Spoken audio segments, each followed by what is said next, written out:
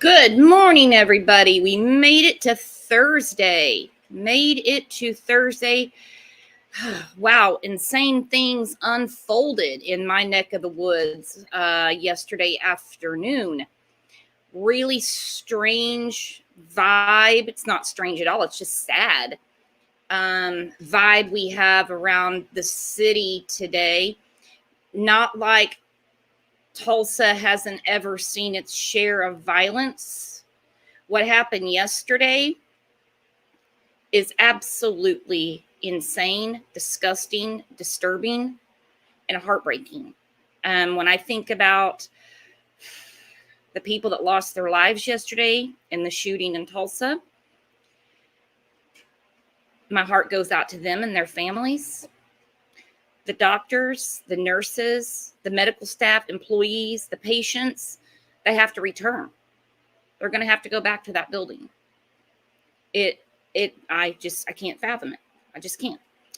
So let's see who's in here. First in was my friend Preschool Granny, Roxanne. I saw this earlier. Roxanne said, I work there. Roxanne, I'm going to put the link up. I would love for you to come up. I understand if you're too shaken to come up. If you can't talk about it for reasons because you do work there, or again, just because you're just too shooken up, I totally understand. But you are more than welcome. Let me put the link up real quick. There is a press conference at 10:15. That's the reason I moved the live from 9 a.m. Good morning, Cat's Eye. Good morning, Misty Dew. There's my friend Kitty Cat. Cat's Chats, Crime, and Coffee. Hello, Bailey. Hi, Deb. Hey, Gaelic. Hi, Katrina. Hi, Magoo. Hi, Chris. Christy C. Good morning, hun. Sharon. Good morning. Lisa. Snow. Miss Bree. Mary. How are you? Hi, Shannon. So hope everyone is doing good. I did see quite a few Okies in here. I saw somebody from Shoto. I saw some OKC. I saw a lot going on. So it's a very sad day. It's a really sad day. So I'm going to bring a couple of people up that are familiar with the town, definitely. I do live here. Not going to put my address out there, but it's no secret where I live. Native Oklahoman. Again, we're not unfamiliar with bad things happening, but it's a very sad day. Good morning, my friend Savage. How's it going? Sad day for sure. I couldn't believe when you messaged me last night. I go, in Tulsa? Yeah. I was watching Fox News and it came on and I went, oh no, not here, you know? Mm-hmm. So I remember being a second grader, 8 years old, when the Oklahoma City bombing happened just 5 miles away. And, you know, we've been through so much in Oklahoma. It's just so sad with all these mass shootings. But this looks like it was a targeted attack. From what I'm seeing, this man came into the second floor of the Natalie building of St. Francis Hospital. And that is mainly orthopedics. And he was asking for a certain doctor and telling people to get out. When he couldn't find that certain doctor is when he randomly started shooting people and then shot himself. The police response, you have got to give it up to the Tulsa police. Wow. Tulsa PD, proud of you guys. They were there. Telling you, they're always good and they have a lot to deal with. We know that. A 3-minute response time. They were in that building. So this all went down in a 4-minute period. Because from 911 call to officers on the scene, that's 4 minutes. Yeah, they were right there. I did see that CNBC said that he was looking for a particular doctor. Now, we don't know the exact motive. We don't know the shooter's name. Like I said, there's a press conference in 10 minutes. I'm going to play one clip first, and then we're going to watch the press conference and discuss it. New York Times and Tulsa World this morning said this was not random. Again, imagine what went on in that building. And for Tulsa PD, they didn't walk away from the fire. They didn't stand outside. They went directly in. No, they weren't Uvalde PD. That's for sure. But all right, hold on one second. I'm going to put this clip up, okay? All right, girl.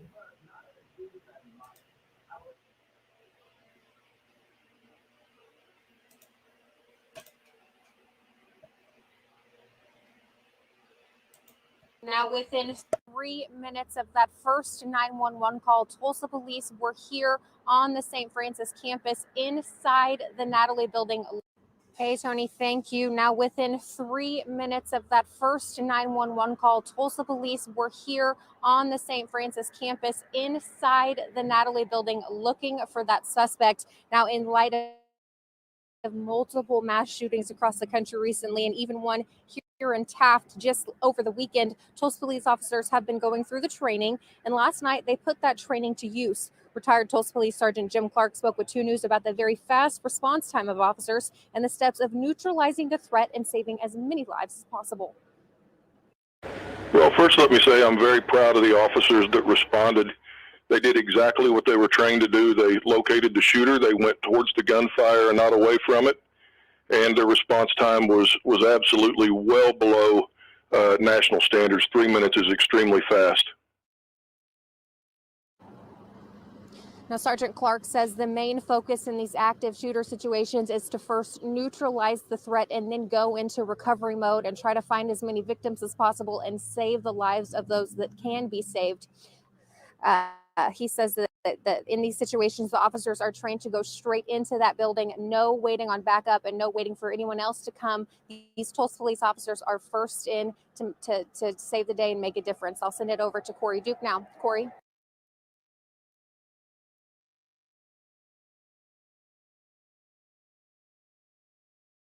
Okay, wow. Good going, Tulsa PD, because it was going to be a lot worse.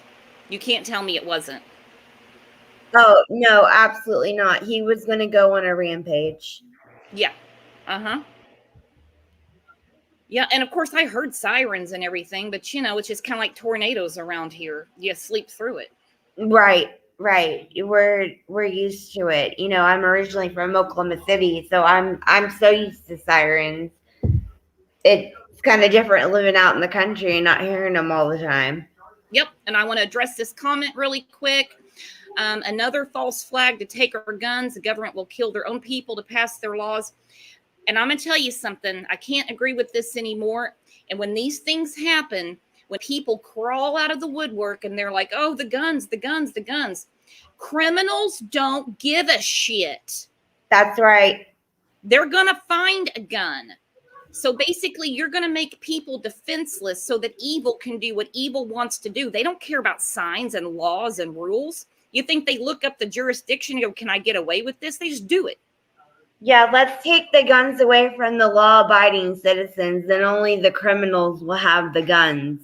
Yeah, so it works for Chicago, doesn't it? They're loving it. They have the strictest gun laws in the country, but yet the highest homicide rate. Working great for New York. Yeah, nah, I'm good. Nope. All right, so I have another clip. This was from Karen Keith. She actually used to be a news anchor on KJRH when I was growing up. Now she is a county commissioner. So I'm going to go through this real quick, and then we should be ready for the news conference. Okay.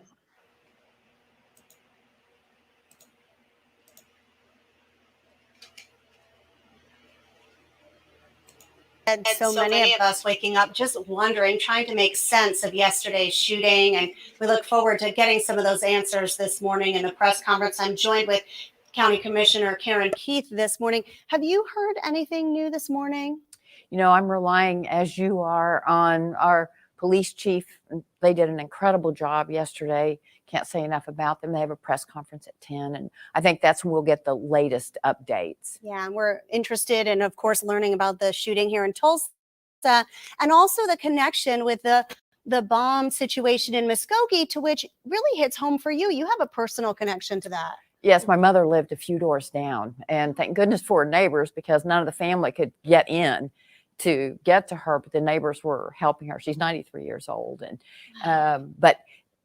yeah, I think they were all on pins and needles last night, but they let them know, the police there let them know when they had cleared the house, there were no bombs. So we're glad to hear she's okay. Yes, I mean, yes, I know it's thank been you. I know it's been a sleepless night for a lot of people. You know, we never like to hear that anything like this happens, and then it happens in our community. I'm curious what you've been thinking about all night and since this all happened yesterday. I mean, Julie, I think all of us have to have the hard conversation about gun control issues. And I know it's not popular. We are a gun-toting state, and I used to be able to hit the middle of a bullseye. So I mean, I get it, but we have to contemplate these semi-automatic weapons that are being used to kill people.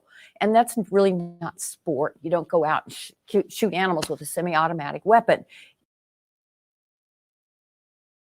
Now, I only played that because I hate when politicians, again, come out of the woodwork on a re-election year and decide to use something so awful to push forward their political narrative. Exactly. They should be comforting the victims, families, and asking for prayers, not talking about political issues. By the way, her name is Karen.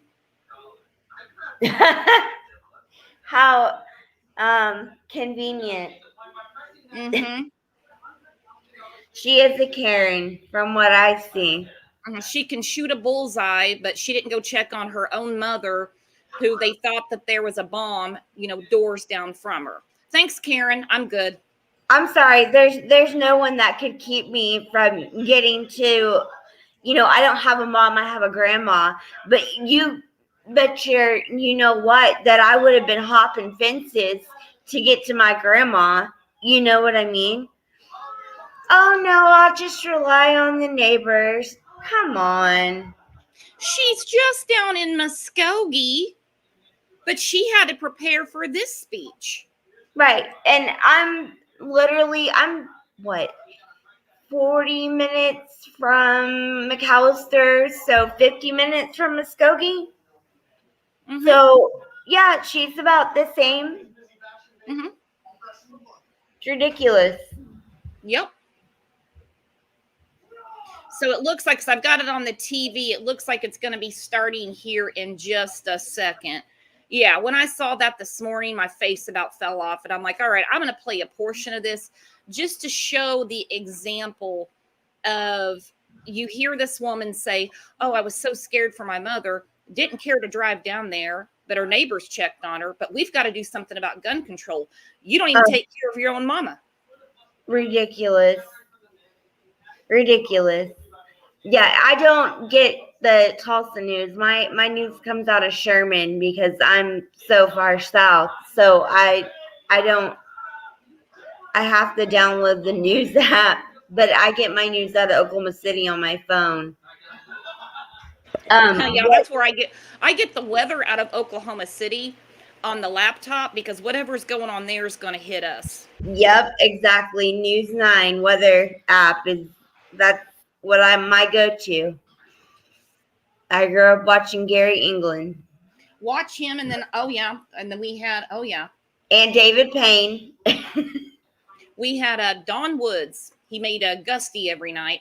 So now I watch that, and then I switch it to Travis Meyer because he loves his tornadoes. See, what time is it? We got about 1 minute. Hang on, let me share the screen.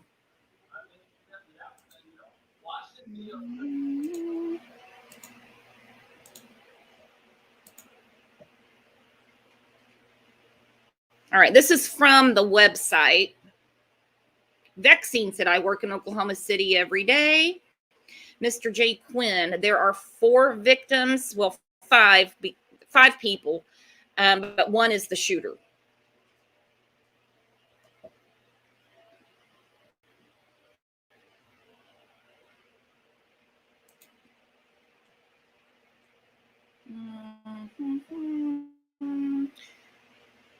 Happy August. Is it true you can walk into Walmart and buy guns? Not at Walmart, but there's many other places. Hold on.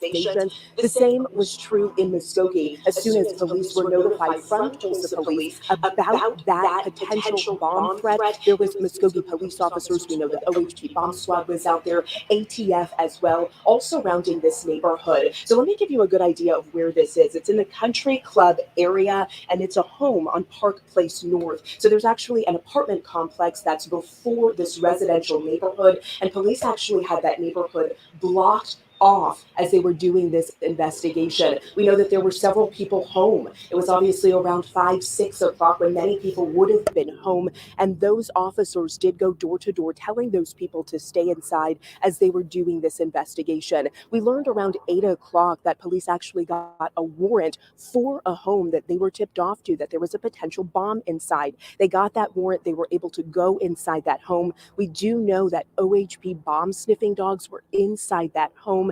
Last night, though, we did learn that they did not find that bomb. It was just before 10 o'clock that OHP wrapped up that scene. Corey. All right, Naomi, thank you. Well, it looks like that news briefing is about to start. City leaders, along with St. Francis Health System, the leaders Good morning. they're about to We'll get speak. started Let's here in listen just a now. minute, but before we do start, I'm Michelle Brooks, City of Tulsa Communications Director. Thank you for being here. We do have 4 speakers today. Tulsa Police Chief Wendell Franklin, Dr. Cliff Robertson, Dr. Ryan Parker, and Tulsa Mayor G.T. Bynum. Before we start, just so you know, all the remarks will be complete and then we will take questions. So the Q&A session will be at the end. When we start with the media questions, we will start on this end and move this way. We will have the opportunity to ask plenty of questions, but we want to have some sort of fluid questions starting from here, and then we'll span this way. When we have all the speakers will give their remarks, when you ask your question, please address it to a speaker behind me. They will come to the podium, they will repeat the question, and then they will reply. So with that, we'll get started, and Chief Franklin is here. Good morning. I'm Chief Wendell Franklin with the Tulsa Police Department. I want to start out by saying that, first off, the most accurate information, the most proper information is going to come from one source, and that's the Tulsa Police Department. We at the Tulsa Police Department, we grieve with the families after this senseless tragedy.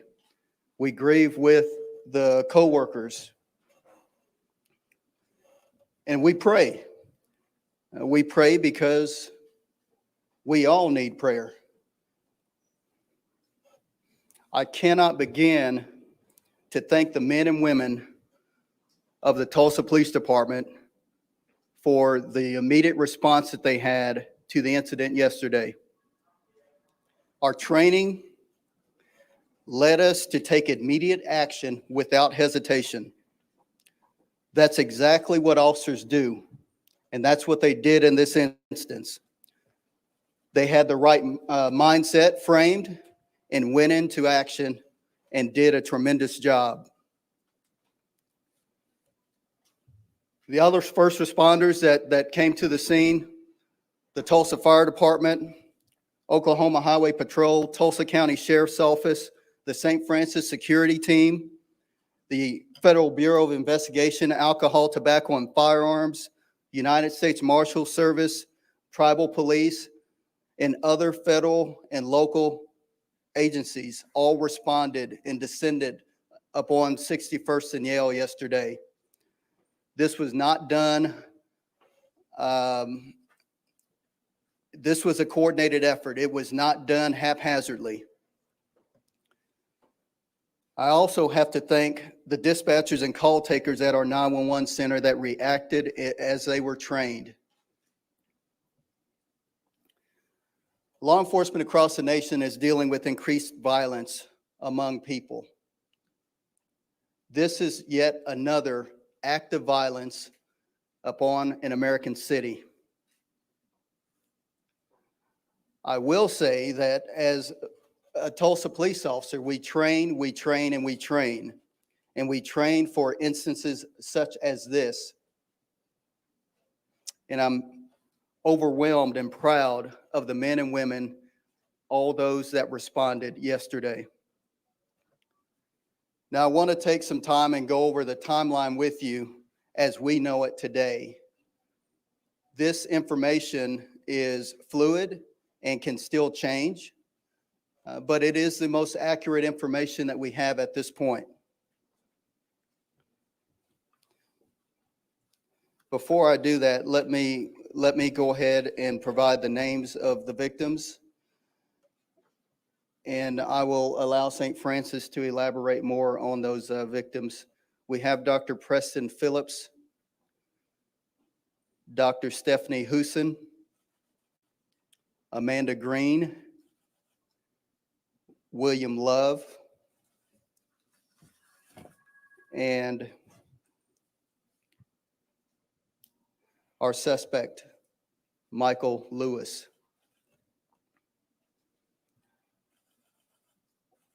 On May 19th, Michael Lewis went into the hospital for a back surgery.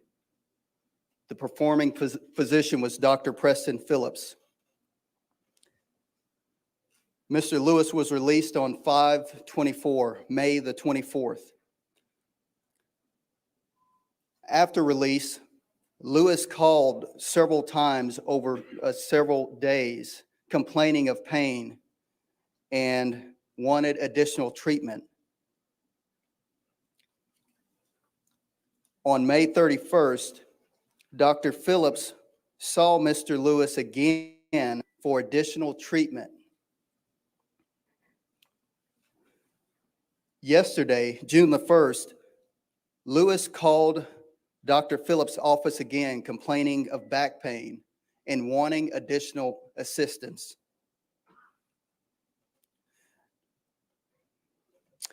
Now, we know through the help of our ATF and their gun tracing that at 2 p.m.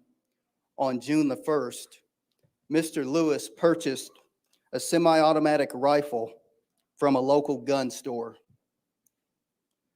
That semi-automatic rifle was an AR-15 style rifle. We know that Mr. Lewis purchased a semi-automatic handgun, a .40 caliber Smith & Wesson pistol, on May the 29th from a local pawn shop.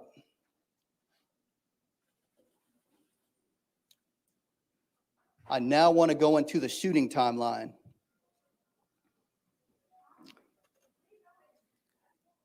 At 4:52 p.m.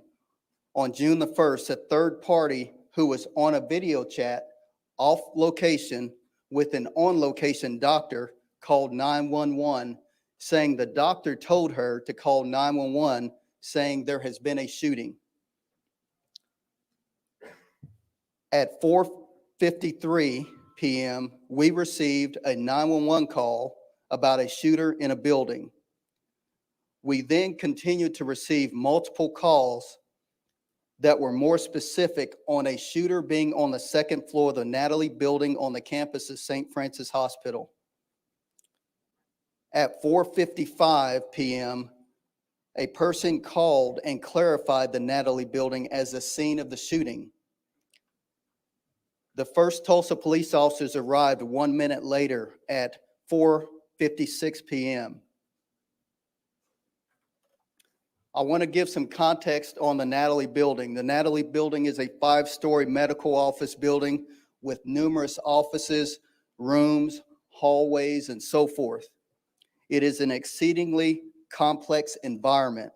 A tactical situation for an officer to deal with is pretty complex. Officers entered the building on the first floor and made their way to the second floor based on the information they received.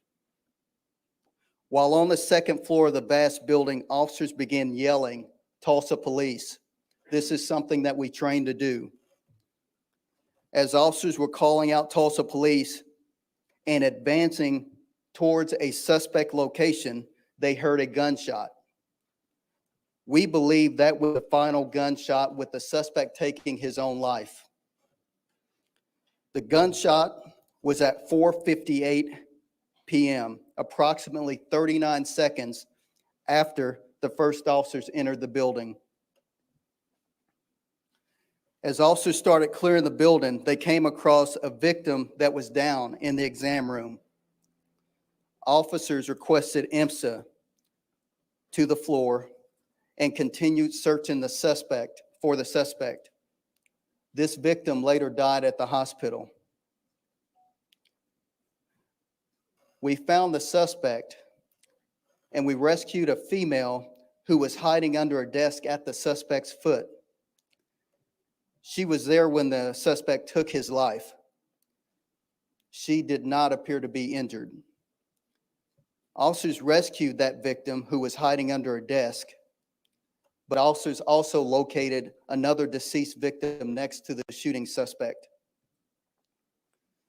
Officers continued to search the building for victims or additional suspects and came across another victim that was down in an open area near a nurse's station.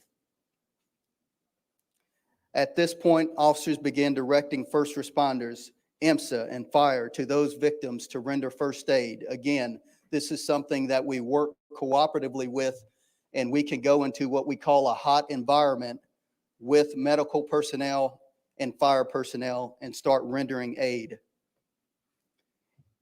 In that same room, there was the victim was at. Officers also rescued an elderly female that was in the room. As officers continued to clear the building, they located Dr. Phillips deceased in an exam room.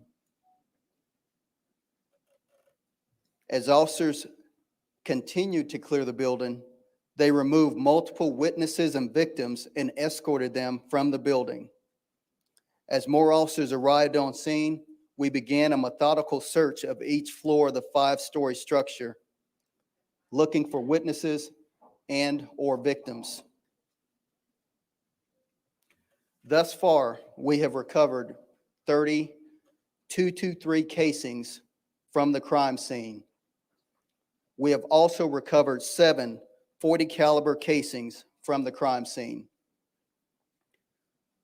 We have also found a letter on the suspect which made it clear that he came in with the intent to kill Dr. Phillips and anyone who got in his way. He blamed Dr. Phillips for the ongoing pain following the surgery. At 5:24 p.m., we received a call from the Cherokee County Sheriff's Office, and that dispatcher told us a woman on the line whose name they did not have called saying that her husband had killed several people at Dr. Phillips' office. This would have been a half hour after the event occurred. We received 2 follow-up phone calls from the Cherokee County Sheriff's Office providing clarifying information. All of this information was after the fact.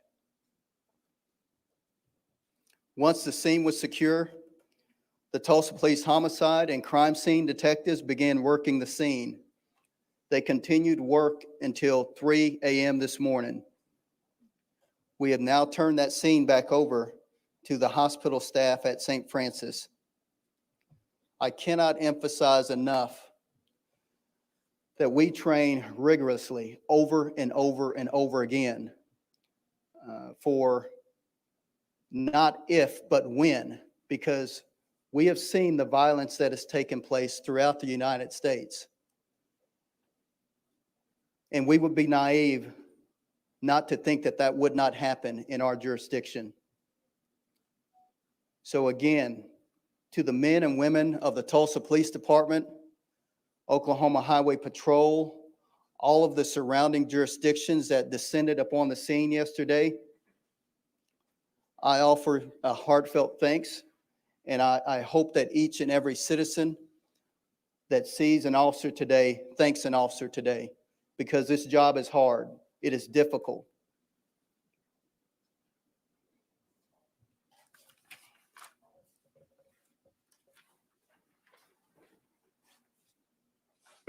Thank you, Chief Franklin. I had an opportunity to walk through the clinic this morning. And I did that for two reasons, one of which so that I could see it for myself more than just the lobby, which is where I was last night, but also so that I could do one thing, which is I represent over 10,000 people that make up the St. Francis health system. And I prayed over each of the areas where it was clear that someone had laid, including the perpetrator. And I last night sent a message to our staff, and I just asked them to do two things, one of which is to ask questions, because there are 1,000 questions that we're gonna need to try to answer over the next couple of days, the next couple of weeks, probably next couple of months. But I also asked them to acknowledge that yesterday will change St. Francis, and it is up to us to not allow this horrible event, this situation, we can't allow that to make us want to turn our back on the reason that we're here. We were all called into this profession, whether you're a physician or a caregiver or a support staff, we were all called into this profession to care for others and to care for our community. And while it's human nature to want to turn our backs right now, to want to walk away, we can't do that. And we won't do that.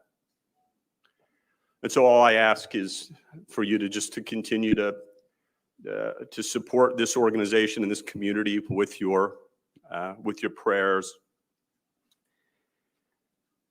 and know that St. Francis will come out of this even stronger still.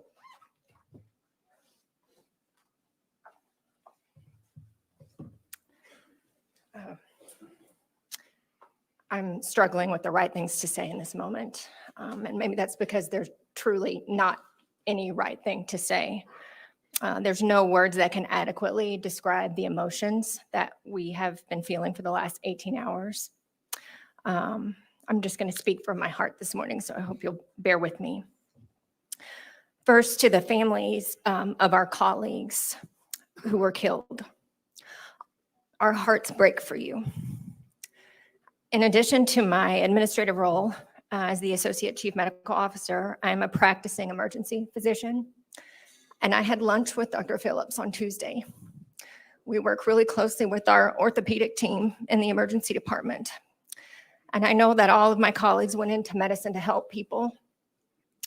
This was their calling. Like Dr. Robertson said, this isn't just a career for them. We are supposed to be the ones that are caring for others during tragedies like this.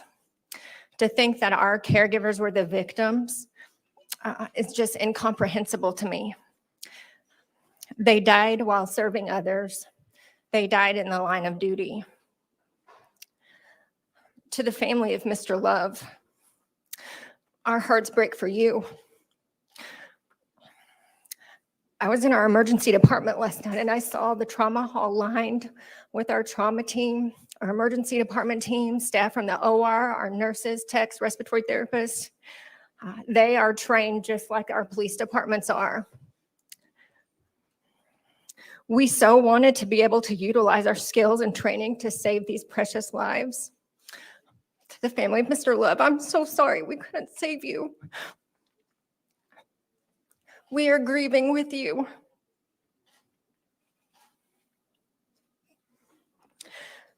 When I woke this morning, I really just wanted this to all be a bad dream, but this is the reality of our world right now. And today our world and our St. Francis family are devastated. We were just starting to process the grief and emotions that being on the front line of a pandemic had left with us, and now this tragedy. But I will reiterate what Cliff said. Our job is to help and heal. And we are here to do our job, even if it's with broken hearts. On behalf of our medical staff, I would like to thank our security team. and all of the first responders who, without hesitation or fear, were on scene to do what needed to be done. In the emergency department, we have a special relationship with our first responders. We work very closely with our police department, with IMSA and our other EMS agencies. They are part of the team and we work with them on a daily basis. So thank you for being here for us in our time of need. Thank you for being here when we needed you. Thank you for all you do to serve our community. We have all asked for prayers, and I will reiterate that.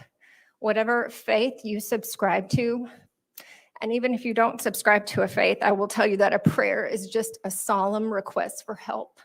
And I think we could all agree that our world needs a little bit of help right now. I want to leave you with the prayer that's been on my heart since last night. Lord, I see a world that's dying, wounded by the master of deceit, groping in the darkness, haunted by the years of past defeat. But then I see you standing near me, shining with compassion in your eyes. Jesus, shine down on us. Let your love shine through us in the night. Lord, we want to be your witness. You can take what's wrong and make it right. Thank you.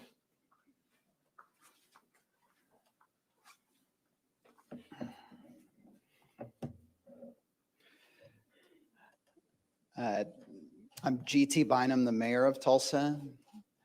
I want to start, I think one of the really important takeaways from the very detailed breakdown that Chief Franklin provided us today is just how many agencies and entities have lent their expertise to this response. And I want to thank a number of people who are here today to show their support for this team at St. Francis.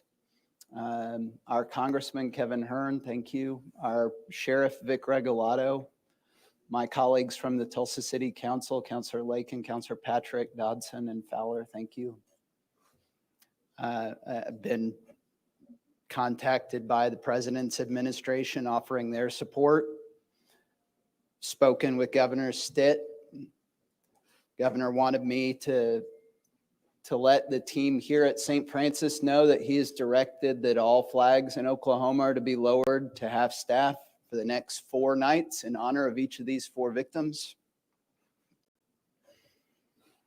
I really want to thank the first responders yesterday. It is remarkable that we can be here 17 hours after this happened and hear that breakdown from Chief Franklin in such a detailed way of what happened. And that is not just because the Tulsa Police Department or the St. Francis security team was here all by themselves. It was because there were so many law enforcement experts and first responders here, not just responding to the immediate threat, though I will never forget, I spoke with an officer yesterday who's a seasoned veteran of the department, and he was one of the first people to get here. And he said, Mayor, it was like the beaches of Normandy out there. Everywhere I looked to my left and my right, there were officers running towards that building, jumping over bushes, getting around anything in their way between them and that threat so that they could save people. That is the law enforcement community that we have here in Tulsa. But I'm also so mindful, I went over to the Family Reunification Center last night. And I saw experts there from the Tulsa County Sheriff's Office and the Tulsa Police Department and so many more, leadership from St. Francis, who were there bringing their expertise in assisting victims of trauma to provide the best care that they could in the immediate aftermath of a great tragedy. And I want to thank them as well.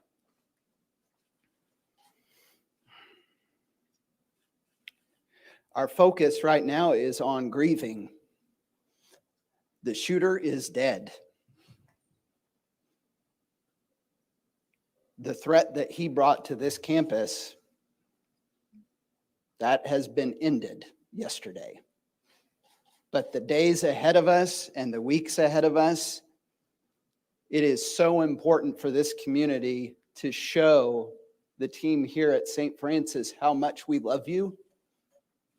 And I want to thank all of you for coming to work today.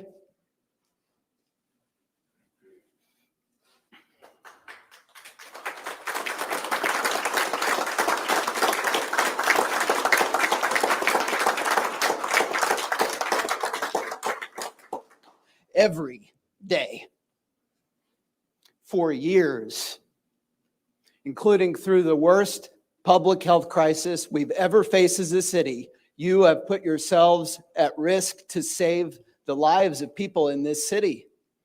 And I hope you know how much it is appreciated. How grateful this community is for you and your work and the risks that you take, and never even appreciating that you could have to deal with this kind of risk and this kind of premeditated violence. And yet you're still here, ready to save more lives today. This is a remarkable group of people that work at the St. Francis Health System. And so I want to ask my fellow Tulsans, in the days and weeks ahead, and that's the two things I've been asked the most in the last 17 hours. One, people wanting to know the details of what happened and why it happened. Well, I think thanks to the law enforcement collaborative effort, we have a very clear understanding of that at this point. But even more than that, people want to know what they can do to help. We now know who the victims are. There will be a time to memorialize them and to show our support for their families individually. But we also know that our community needs to rally around the heroes who work at the St. Francis Health System. I speak on this as the CEO of another large organization that went through great tragedy in the last few years. I can tell you that individually, on an individual basis, when you say we would really like people to donate to a fund, or we want everybody in town on Friday to wear pink, when there's a memorial service, we want people there lined up outside. Any one of those individual things can sound like it's not enough to compensate for the loss, and it's not.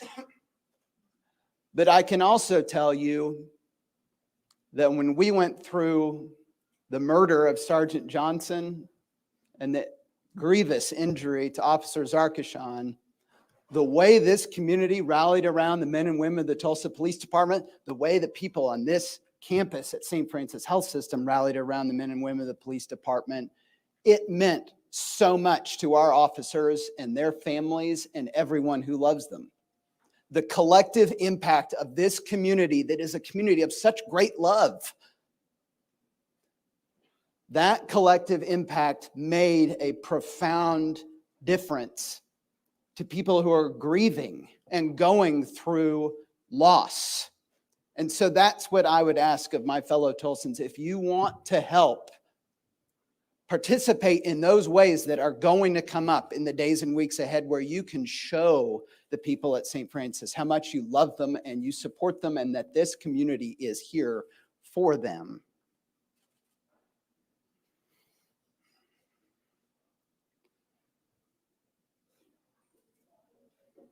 I just want to say, lastly, on behalf of everyone in this community, it isn't enough to tell the team at St. Francis how much we love you and how grateful we are for you.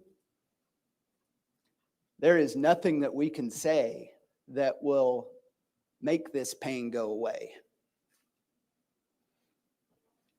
But we will be here with you to walk with you through that process every step of the way. Have no doubt about that. Thank you.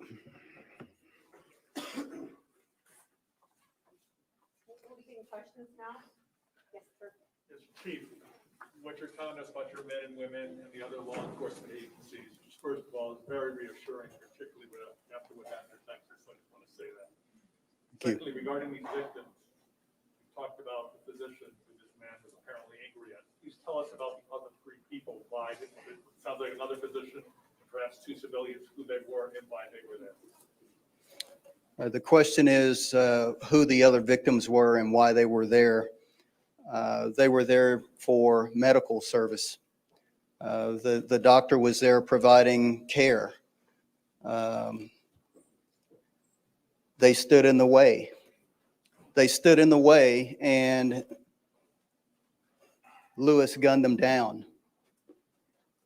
So two patients and another physician who worked in the same office? So there were two physicians, yes. There was a receptionist and there was a patient. Yeah,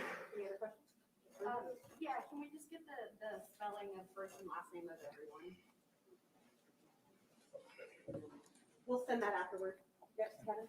Chief, could you go through the police department's policy for dealing with an active shooter like this? You instruct your officers to go in no matter what. How do you handle something like this? What do they expect? When that call goes out, the first officers that arrive confirm that there is an active shooter in progress. We then have an activation that occurs through our 911 system that alerts every Tulsa police officer on duty and off duty. It alerts our special response team. It alerts our special operations team. It alerts all of our surrounding areas. Everyone responds en masse. We have all trained together. We've all worked together. We know each other's tendencies through that work. So when we get that call, we are going to disregard any safety measures that we might have for ourselves, and we are going to go in the building to deal with the threat. Our philosophy is we will stop the threat, and we will do that by any means necessary. That's exactly what the mindset of these officers were that responded on the scene yesterday, and they performed heroically, in my opinion. And I cannot thank enough the response, not only from our locals, but also from the FBI, the United States Marshals Service, the ATF. All of them responded en masse. And if you were out at the scene, you saw every shoulder patch, every patch on the back of the vest from every different jurisdiction surrounding Tulsa. That's how we train. We train together. We respond together. We work with St. Francis Security, and have the director of security for St. Francis is a retired Tulsa police major. So we are always in constant contact and in sync with one another. This was a massive building, which is, again, what we train on. Large buildings, large structures create obstacles for our officers between reinforced doors, between cavernous hallways. The shots echoed in the building. So we train to enter the building. If shots are being fired, we are to move rapidly towards those shots. If shots are not being fired, we are going to be more methodical in our approach as we look for signs. And that's what these officers did when they first entered the building. They saw broken glass. They saw shell casings. They were following those shell casings around and began yelling, "Tulsa police, Tulsa police." And it was then that they heard that final gunshot. They rapidly moved to the area where they heard the final gunshot. But again, it's a cavernous building. And so those shots echoed. And they eventually found the shooter. Question right now? No, right here. Chief, thank you. Blaine Alexander with NBC News. Can you tell us a little bit more what you're hearing from the witnesses that you pulled from the building? We're hearing reports that the gunman passed by some people and said, "I'm not targeting you, I'm looking for a specific person." Is that the case? And then secondly, you mentioned the other three that were in the way. Is there any evidence to indicate that they were standing intentionally trying to block or shield the doctor, or were they just in the gunman's way? I don't have any information on what the witnesses are reporting as of right now. I cannot speak to that. But I do know that the suspect, when he came into the building, into that office complex, he began firing. He began firing at anyone that was in his way. There are reports that one of the victims held the door for someone to allow them to escape out of the back door and was shot and killed. Next question. Sarah. The victims, I was going to ask just to clarify, Amanda was the receptionist, I believe, and William was the patient. Yes, that is correct. William was the one who was taken to the hospital in critical condition originally. Yes. Clarification on that? Amanda was the victim, and she was the receptionist, and the other was a patient and was taken to the hospital and later died. And building on that, just one more question. Can you give us an update on any other victims that were wounded and may still be in care, or give us some information on that? Because I know there's been conflicting information coming forward too. Okay, the question is if there are any additional victims that are wounded or in care at this moment, and I don't believe that there is at this moment. So that should quash that rumor. Okay, next. Yes. Can you talk about how the shooter actually got in the building and how he got to the second floor? Did he use an elevator? Did he use stairs? The question is, how did the shooter get to the second floor? The Natalie building has a parking garage attached to it with a second floor entrance. The suspect parked on the second floor of the building and entered through that second floor entryway and worked his way into the building. Any questions? Yep. Around the same time this happened, we got a release from Muskogee PD about a bomb threat that you guys had tipped them off by. Is that connected to this at all? The question is about a bomb threat that came in through Muskogee Police Department. That did come in. We are still working to determine exactly how that came in. We do know that there was a response in Muskogee towards a bomb call. I believe it was at the suspect's residence, but we are still working through that portion to determine exactly what transpired there. Any questions here? Yes. When we talked before, you said that the gun control measure you support is locking up guns. Yet here we are. It's been a terrible season of gun violence in Tulsa. Do you support even a basic red flag law, any background check, anything like that? The question is on gun legislation and what I support. I will tell you this. I go out and I execute the law.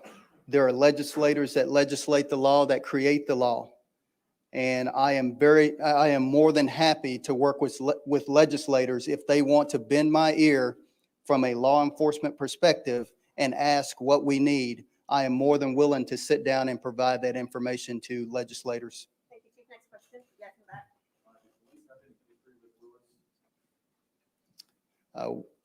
The question is, did police have any history with the gunman, Lewis? We are still working through that as well. He is from Muskogee, and so we are still working through that to determine exactly what his contact with law enforcement may have been. Any questions? Yes. Do you know which one of the victims held the door open to that? The question is, which one of the victims held the door open to allow people to escape? I don't know that I have that information. I do know that the patient victim held a door closed, I believe, is the information that I have, to allow someone to escape out of another door. Next question. Yes, Russell. You said that the shooter wanted additional help from this surgeon. Are we talking about, did he want drugs? Was he trying to get more medication? Was this an opioid situation, or do you know? The question is whether or not the victim wanted additional help in the form of drugs from the medical doctor. And that is information that what we currently know is that Lewis was in pain. Lewis expressed that he was in pain and was not getting relief. And that was the circumstance surrounding this entire incident. So we will continue to develop this investigation and release information regarding more intricate details such as that. Quick follow-up. Last night, the officers on the scene told us there were additional gunshot injuries. And you're pretty specific that nobody's being treated right now, but were other people injured by gunfire during the incident? The question is, were other people injured by gunshots regarding this incident? All of the additional victims were treated and released. So there were additional victims, just to be clear. There were additional wounds. I'm so sorry. Yes. There were some additional wounded patients, but that is private information, obviously, and they were treated and released from the emergency department. Can you say how many? I don't have that From number right now. gunshots or from the chaos? I don't have that information right now.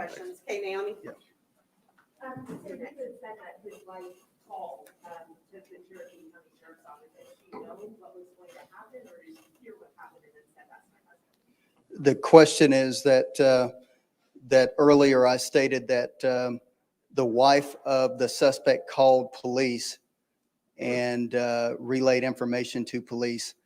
The information that we currently have is that she did not know what was going to take place, but that he contacted her either before the shooting took place or during the shooting and to let her know what he had done. Rick? I have a logistical question, and I got Who's it for? well, St. Francis. Okay. If there's donations or anything, where do you want people to drop off these items? I mean, obviously the community brings by taking flowers and things like that. So the question was about community support and where would we want donations and other things left. I would say, let me answer this in two ways. First of all, St. Francis is a family and we will take care of our own. But we also recognize the need both locally and quite frankly nationally to support the victims and the families of the victims in St. Francis. And so the Tulsa Community Foundation has a fund that it was already in existence for us, an employee assistance fund. And so we'll make that link available for folks that feel the need to contribute to these families and to the organization. And we just, that's really the only, I would say, official place for folks that want to do something to care for those that have been impacted by this situation. While you're up there, I'm looking at Dr. Phillips's resume. This is impressive. Can you talk about his talent? Tell us who this man was to this organization.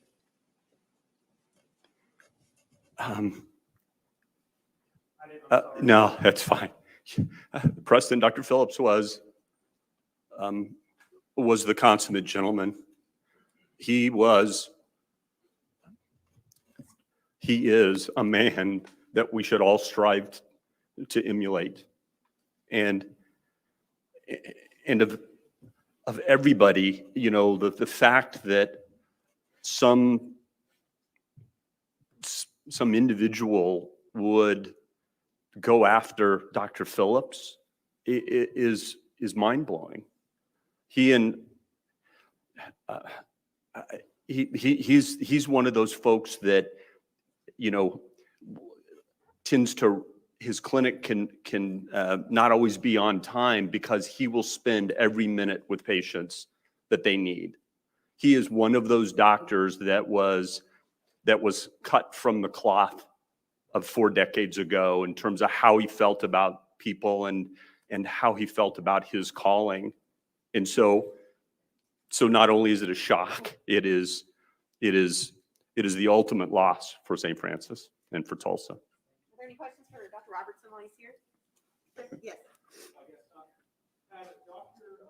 Phillips raised any concern that the suspect was evil? Did he alert anybody that this might be a possibility that he was concerned about his safety? So the question was, had Dr. Phillips alerted anyone about his concerns, or did he have concerns about his safety or this patient? And not that we're aware of as of today. Yes, right here. Is there a policy in place if there is a patient that is harassing a doctor? Is there a policy in place for safe reasons? So the question was, is there a policy in place around patients or to react or respond to patients harassing physicians?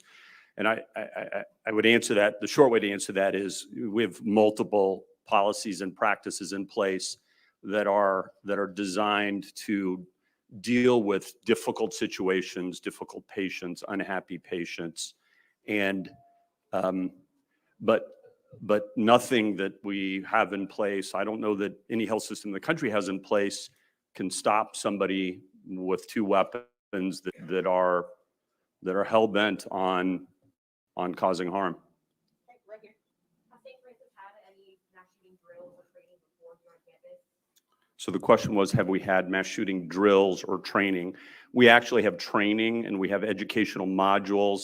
I couldn't speak to actual drills, but as I said earlier, there's going to be 1,000 questions that we as an organization are going to need to answer, and that's going to be one of them about our path going forward.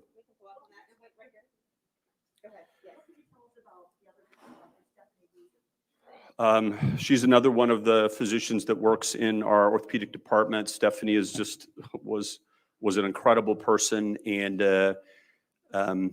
Amanda was, I think, had a supervisory role within the clinic. I mean, the three best people in the entire world that are the most committed to doing what they do every day and taking care of others, didn't deserve to die this way. Here in the middle. I'm not sure if this might be a question for you as a chief. Do we know if the gunman's antagonism against Dr. Phillips was racially motivated at all? The question was about racial motivation, and I can't answer that. I will answer that. The information that we have thus far is that there was nothing about race that caused this incident to take place. Okay, and a follow-up. How far did he have to go to get to Dr. Phillips' office? And then where he was found, was that in Dr. Phillips' office or was it somewhere else?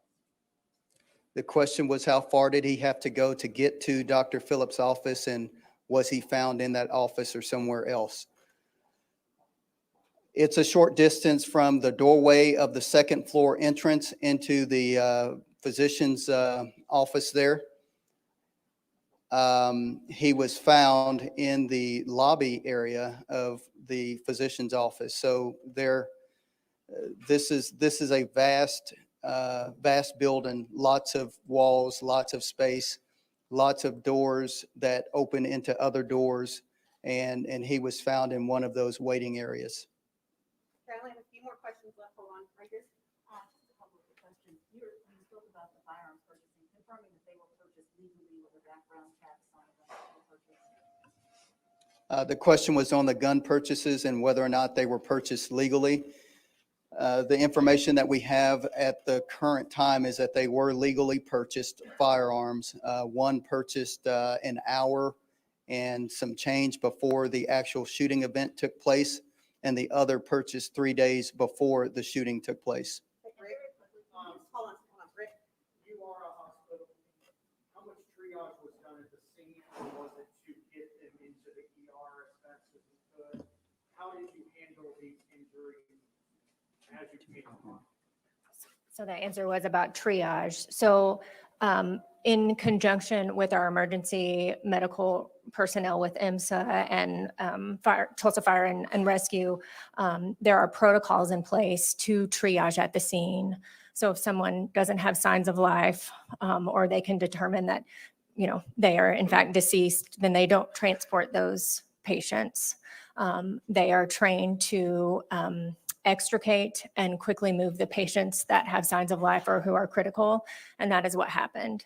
Our trauma team was prepared and ready for however many victims we were going to receive, but ultimately we just received the one critical victim. But as far as your procedures, I mean, once you're locked down with liquid, were you rushing earnings over there, or The one critical patient was received when we were on lockdown. We still received the patient. I only have time for two more questions. I have people here. Yes, in the back.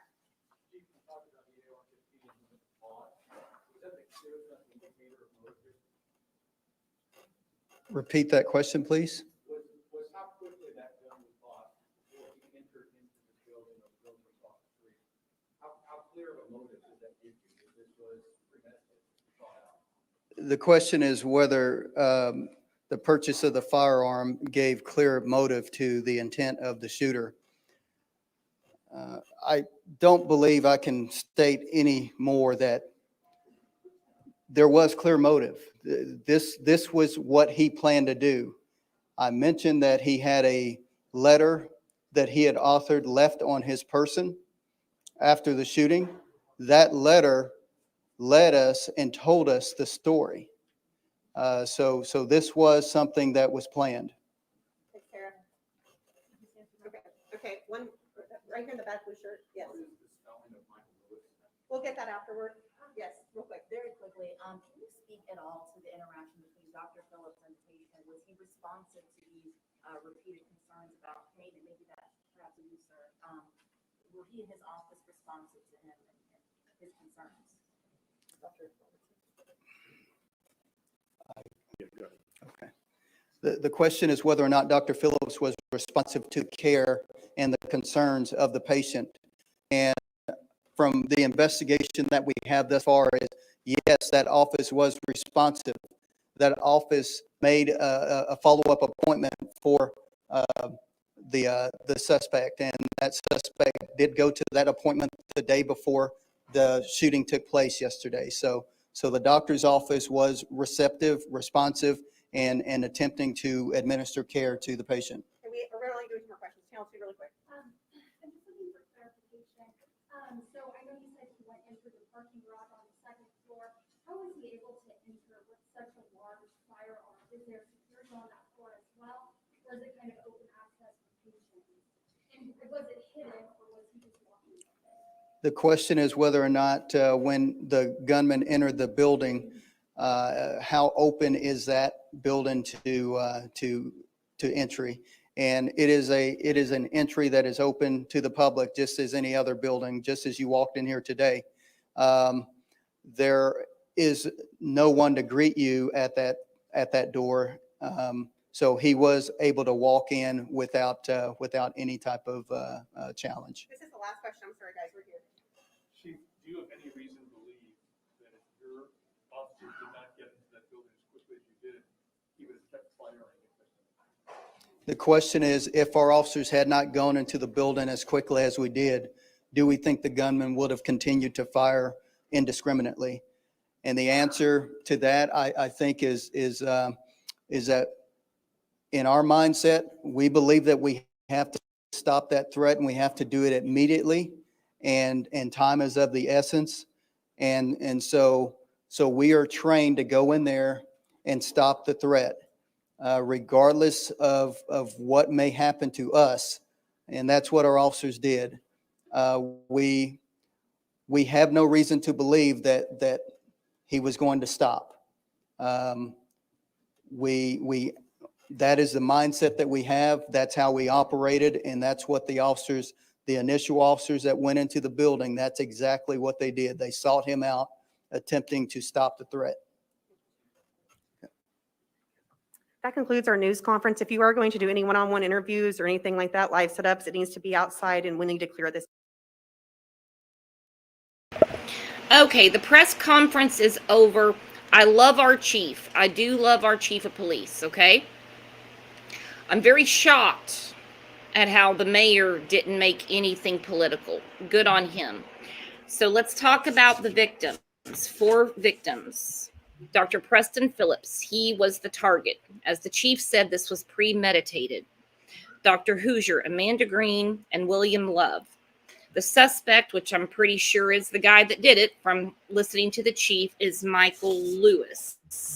He had back surgery on May 19th. Made calls for follow-up care. No, he was not looking for chiropractic care. He was not looking for physical therapy. A lot of doctors do not like to continue pain treatment. I'm so happy Savage is up here. Her and her husband own a pharmacy, and drug seeking behavior becomes homicidal. This is not an isolated incident. Yes, most after 7 days of being on an opioid, your body becomes physically dependent, which means you become addicted. So most doctors do not like to keep a patient on an opioid longer than 7 days. As they shouldn't. As they shouldn't. What kind of security do you have to have at the pharmacy? Don't tell us what the pharmacy is, because my cousin's a pharmacist. He just opened a new pharmacy not too far from here. And the security is ridiculous because of dope sickness and the opioid crisis. You add idiots that shouldn't have a gun with it. Well, we're sitting here right now talking. Right. Our pharmacy, we have 2 locked doors at each end of the pharmacy. The doors that come into the pharmacy, we have 2 doors. When we close up at night, we have there are no windows on our building, and we have iron gates that are on the doors. So you can't break through our doors at night and get into our pharmacy. We also sell guns in our pharmacy. I mean, we're a small town pharmacy. We're the only pharmacy in the county. We sell guns and ammunition. And I just asked my husband, I said, how could he have legally purchased an AR-15 just an hour before the shooting? He said, I don't know. Last several we sold, there was a week hold on them. I'm not going to say what I'm going to say. I'll tell you after the show. I have a feeling I know where he got it. I think I do. Want to say this right now to everyone in chat. Thank you for being so respectful. We are never all going to agree and have the exact same opinion. It's never going to happen. But, you know, I love you guys. I love this community. I love this chat because we can agree to disagree, and we're friends at the end of the show and at the end of the day, and come back and talk again. Amen. So thank you so much for that. We also keep our narcotics, our opioids, and the time lock safe that only my husband can get into. And so when we feel so then you have to have protection on your home too, because when there's somebody that they want their fix, okay, because they've been overprescribed by a doctor, they can find the pharmacist and break into their house. Pharmacists have been kidnapped by gunpoint, knife, whatever. I mean, one dude said he had a pipe bomb outside of a man's house saying, you're going to take me to the pharmacy right now, get me what I get, and I'll disable it. We have guard dogs, and I've told you that, you know, my 9-year-old, you know, some people might not agree with this, but he has a .22 rifle in his bedroom, and he was taught gun safety. I mean, he started going hunting at 4 years old with my husband. We have a safety plan in place just for that exact reason, because we had a friend that graduated with my husband from pharmacy school that his family was taken hostage, and he was forced to rob his own pharmacy. Yeah, I have heard about that. If you see that show on Hulu, it's called Dope Sick. Yes. You see what people have gone through. Pharmacists, now we see a doctor.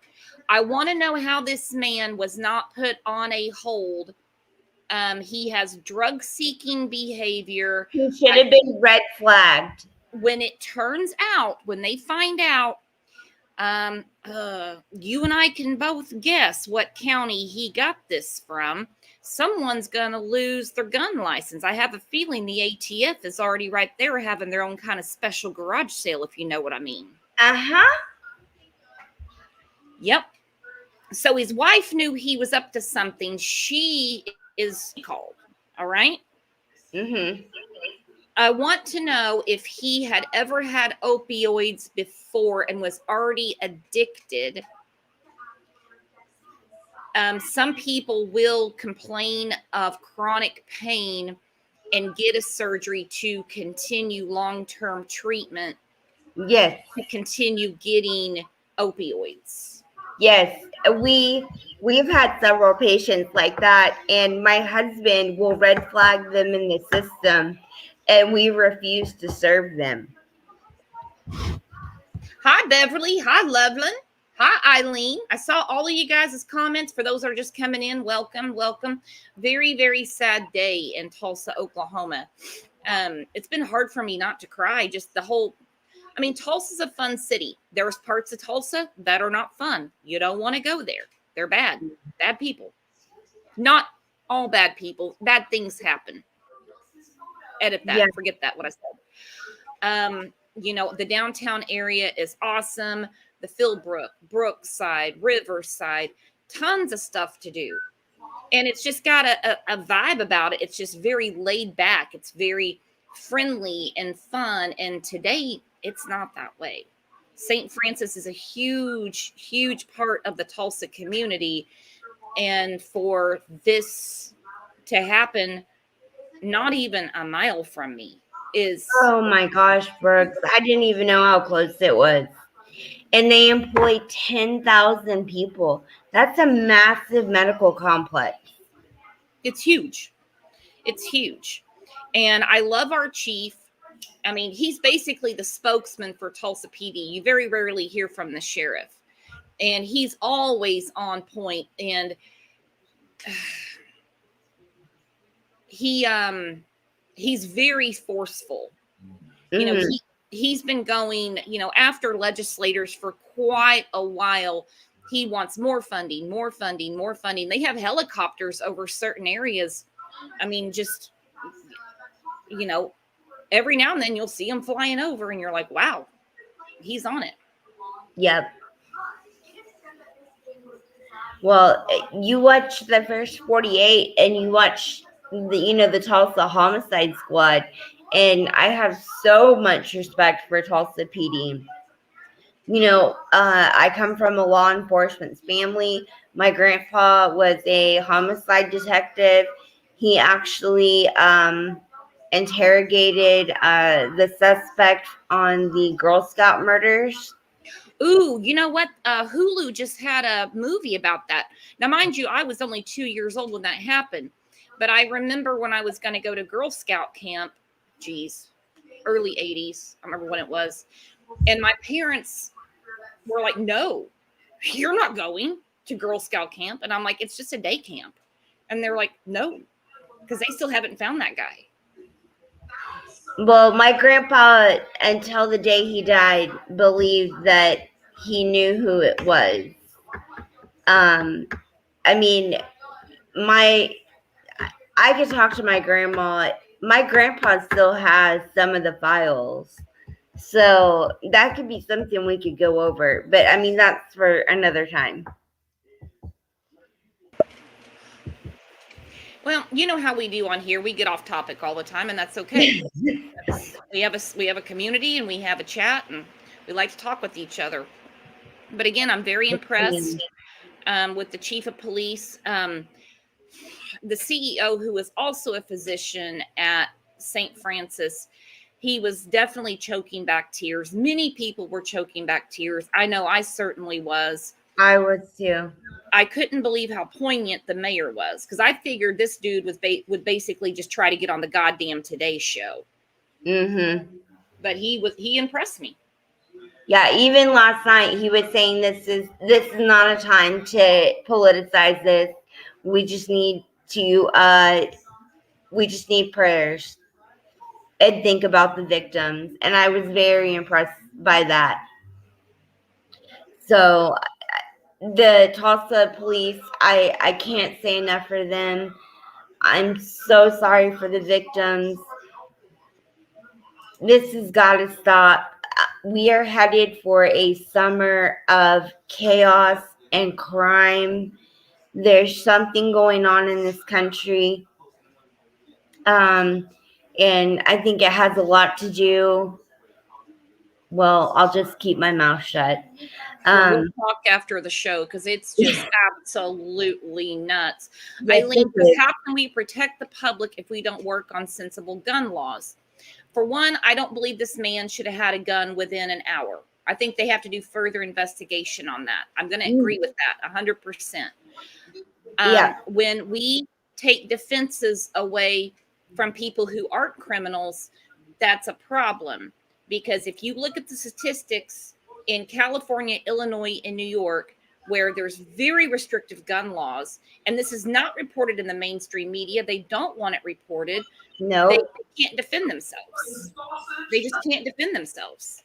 And I will say right now, I can't defend myself. I'm not a good shot. If somebody breaks in my house, the most they're going to get is hit with a frying pan. All right. So don't think I'm playing G.I. Jane here. Right.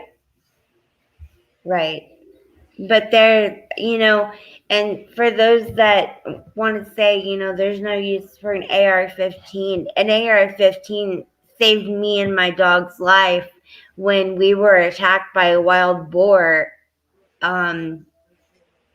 because a normal gun won't penetrate their skin. Their skin is so tough. Look at the guy in Broken Arrow. This was like 5-6 years ago.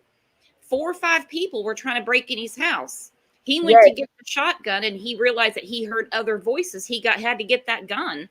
Right. And that's how he had to defend his home. Yes. And I'll say we own several. And it is for home protection, and it is to protect, other things. our animals. One did save my life, and it saved my dog's life. So the whole AR-15 thing, you take the AR-15s away, there are people that are buying parts on the internet and are building their own. Mm-hmm. There's always a way around it. Welcome, Outlaw Trucker. It showed that you were disconnected backstage, and then I just got your text. Sorry about that. No problem. It happens. It does. It does. No, I didn't just mean to leave you sitting back there. It happened yesterday in another show, but I was just trying to bring people up one at a time. So what are your thoughts on this? Because what happened at St. Francis and what this man with drug-seeking behavior did is absolutely unacceptable. Let me ask Savage something real quick. Do you think that he already had an addiction or became addicted? Oh, he already had an addiction. I think this was probably someone who had surgery just to obtain narcotics.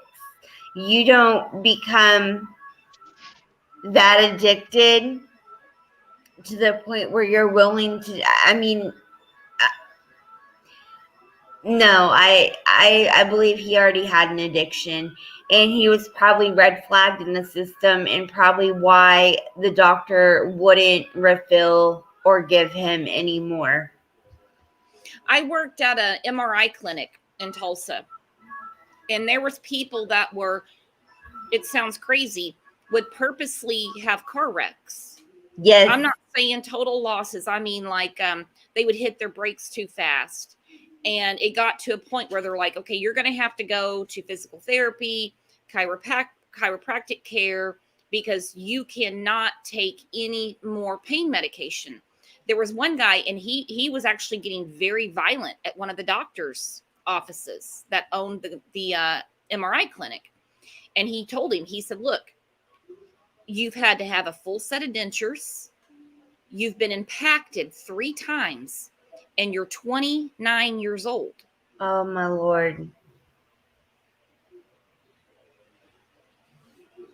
Yeah, there's no reason for that. All right. Well, Brooks, I'm gonna have to hop off here. I've got to get my little one to therapy. All right, girlfriend. I'll give you a call later.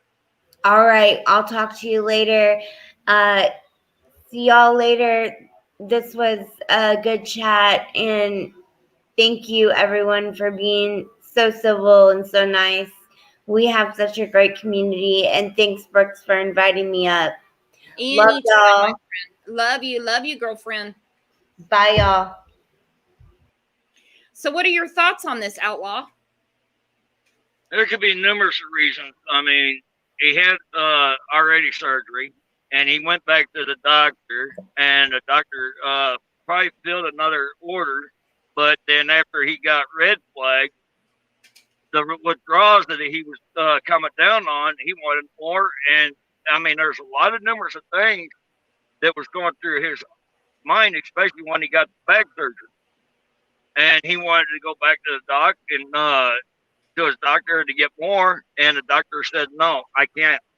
And turned around when he left, then he had probably some type of breakdown, and it just triggered something, and he took off and went and used the gun. I mean, there's numerous of things to be running through that dude's head because we were not there to see how he was reacting and all that. Only the people around him knew who he and Well, how his he was wife reacting. definitely knew something was off because she called. Yeah. She called, but she didn't call. I wonder why she didn't call and give an advance warning unless she saw it on the news and then called. I'm not blaming her, by the way. I'm not blaming her I'm not blaming her. So he went for more treatment. They call it treatment on the 31st. So that was Tuesday. I'm just going to reach out on a limb and say he was refused more medication, probably given a script for physical therapy and things like that. So then yesterday he gets a gun and he goes in. This is more common than people think. And his wife probably thought it was normal, and he just slept for the day, and he probably turned around and told the wife, I'm just going to go get a checkup, and left the dad to give no red flags to his wife. So right there and then once he seen it on the news, then she turned around and called. You know, and yeah. And I mean, this doctor's no dummy. I mean, if his pulse isn't, through the roof, he knows he's not in that type of pain. That is true. Wow. And as us truck drivers, ladies and gentlemen, I mean, we go through pain all the time, and there are people that are on pain meds. But if we get caught, and if we don't have the prescription and the note from the doctor saying we got to have it on the truck, we can get fired. Oh, you'd be put out of service. Yes. You cannot be under any sort of opioid and drive a semi. There's no way.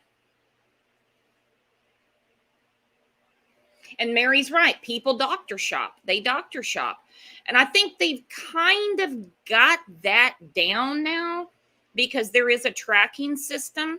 Yeah. And when people go to the doctor for chronic pain, it's already, without even meeting them, they're already not suspicious. They're cautious.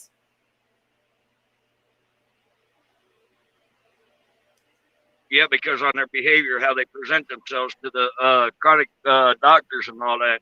And when they get suspicious, and they have every right to until they see how it ends up. Well, I know the doctor's office I worked for, there was a woman that just kept coming back. She always wanted to have a certain medication. She was very specific about it, the milligrams and everything. And the doctor I worked for said, no, you have to go to pain management. And for your knee, you're going to have to get shots. And you can't keep taking these pills. She had a total meltdown. Yeah. But think about it, when you're in chronic pain, but then also if you're addicted to what these pharmaceutical reps have been pimping for years, and it makes you sick. Like, you're sick if you don't have it. That is true. And I want to go back on that officer. He did leave a good, very good question. That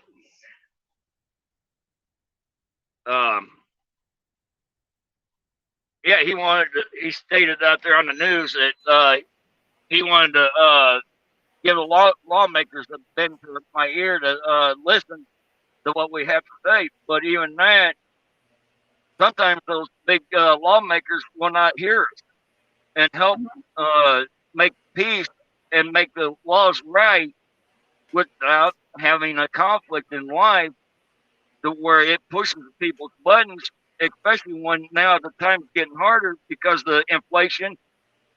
People are getting greedy. They're getting overwhelmed and have to steal. It's making a madhouse out here, and it is hurting the economy because we can't step back and look. Okay, how can we help to level this down and neutralize this? Because it starts within our own community. I seen a good question out there. It does start within our own community. Yep. Okay. How can we bring it the level alert of high red back down to caution and bring it peaceful again, like we did back in the 60s and the 70s and the 80s. Those are good times. Well, I wasn't alive in the 60s. The 70s, I barely remember. I was a baby. But it's a multi-layered cake. I mean, like, we're looking at what happened. I mean, like I said, a half a mile from me yesterday, and it's multifaceted. We were talking to Savage. She's like, "Oh, he already had an addiction." I mean, he didn't just get addicted in a few days. Now, I'm not saying that's never happened. Okay, so remember, these are not expert opinions. Nobody hears a doctor. Nobody hears a lawyer. Nobody hears in law enforcement. What we say is just commentary in our opinion. So we have possible addiction. He had a back surgery. He called for more treatment. And again, he wasn't saying, "Hey, can I get a script to go to see the physical therapist?" That would have been easy and done. Yeah, I'll just send it right over to Muskogee. No problem. Go right down there. He wanted something else. And, he became homicidal. And he found a way to, I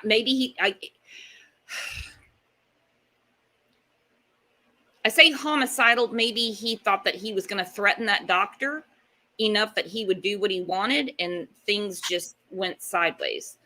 To get more pills. But like Eileen said, complex problems, complex solutions. Yep. And nobody here is lawmakers. So I can't encourage people enough. I hate getting political on here. Really look at who you're voting for and ask them the tough questions. Don't let them just tell you what you want to hear. Yeah. Ask them the hard questions and wake them up and see if they're who they are. I mean, we're battling of the rich are the only ones who are trying to get into office. Okay, no offense or anything to them, but that's what we think. Okay, we don't have good people that want to turn this world around. No, we need actually good people to actually help level this out and help everybody to live instead of being only one-sided. And I have seen it for years. Okay. And we are struggling. And there are some of us good people out here are struggling our asses off to make something, to have a family. But everybody around us are shutting us down to have anything. And that does hurt. And I'm one of them. But I don't cry every day to ask for help or handouts. Well, you get up every day and you go to work. Yeah, and I live by paycheck to paycheck. Yep. And I don't have an apartment. I don't have a house. I don't have a wife. I don't have kids. Everything around us, what life has done, it has destroyed us good guys. To even attempt to have something. Is it right for us? No. But do you throw your hands up and say, well, you know what? I'll just start drinking my ass off and taking a bunch of pills and forget about real life? No, nope. I don't do that. I stay what I do, and then I love and joy of going around meeting people, helping, keeping food on the table. That's what makes me happy. Because I love every time I go up and down these roads when the kids put their arm up to blow the air horn. That's what makes me happy. The help train and the groups that I'm in, the big networks that I am in, guys, a lot of people do help out here, but a lot of people don't take the time out. I agree. There are a lot of root truck drivers out here, but there are a lot of good ones still that will go out there and help coach Little League. Will go out, help coach, and do things out there for the public. Okay, I am a Sons of the Legionnaire. My uncle and grandpa got me started in the American Legion, and also I do back the Shriners. They also help support the St. Jude's Hospital. Also, I am part of the Trucker Buddy program that helps these kids out here to help see and help learn together. But they try to shut us down to help see life right and to teach it right and to help support life right. Well, you help people, and that's what you do. You know, Yep. you're friendly, and you have a big heart, and like you said, you enjoy it. I want to address a comment really quick. Go ahead. Hang on. Lisa, I can't sympathize with the assassin in the hospital. He could have robbed the pharmacy for drugs instead of shooting people. I can't agree more. Please do not think on here that I am excusing him or sympathizing. I am not at all. When the chief of police said this was premeditated, he kept calling for treatment. He had a back surgery. Like I said, he's not going to go on a rampage like he did yesterday because he didn't get his physical therapy script. Okay? Now. And there's also other stuff. Why didn't he ask for a cortisone shot? It is a pain blocker. It will help soothe the pain if it gets real bad. I know cortisone does work on some don't. It's not about pain. It's about addiction. And they get sick. They get sick. Angel Dust, she said, Big Pharma made these oxy medications addictive on purpose to sell more. They are 100% responsible for this problem. Yep. Yeah, 100% agreeable on that one. How many states right now are suing Big Pharma for pimping that stuff? Look what the coal miners have been going through. They purposely found communities where they knew there was a high risk of injury that they could get their poison to and get them hooked. And it became, I mean, wow. Yeah. A lot of people are right. I mean, they brought it into our lives just like a lot of the other stuff they brought in. It could have never been brought in. But welcome to our fine government that allows this stuff to come into our lives. Mm-hmm. Mm-hmm. You know, and I mean, I don't know how they're going to take all the drugs and all the guns and all the evil people. That seems to be a task that only the devil can do because it's his shit, and he's not going to do it. Nope. And they're just going to keep feeding it. Mm-mm. All right, we're going to do a music break in memory of Dr. Preston Phillips, Dr. Hoosier, Amanda Green, and William Love. And then I'm going to end the show. All right.